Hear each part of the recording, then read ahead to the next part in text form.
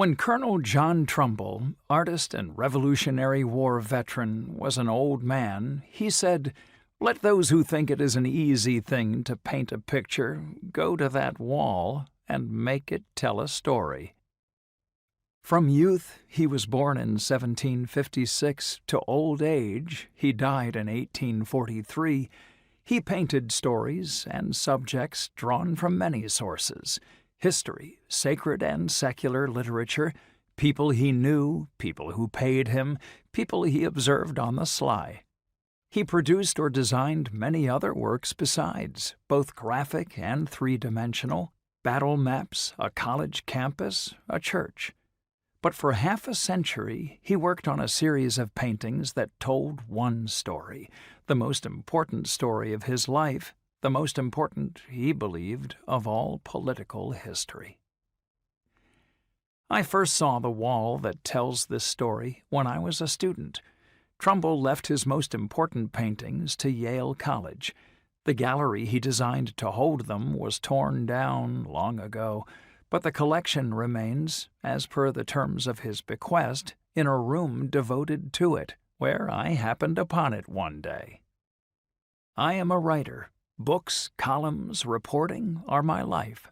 I have never held a painter's brush in my hand, but this wall got my attention, as its creator intended. The paintings on it were then arranged approximately as Trumbull had first grouped them. They have been rearranged since.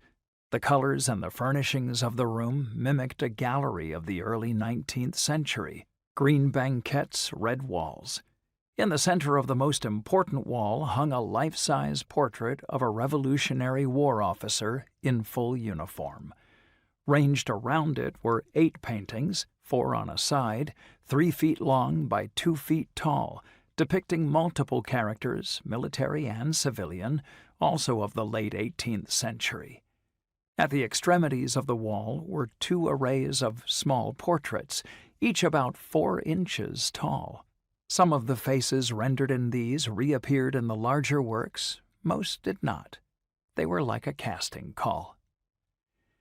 The man in the standing portrait was George Washington. He also dominated 4 of the medium-sized paintings, whether on horseback or standing. 2 of the Washington-less images I recognized from textbooks, or middle-brow coffee table books, or who knows where, so familiar were they. The rest were new to me. There was a lot of color, a lot of information, many moods. There was darkness and death, smoke and panic, a rearing horse, blasted trees. There was also the formality of surrender, when warfare assumes the mask of civility. Away from the battlefield were scenes of political deliberation,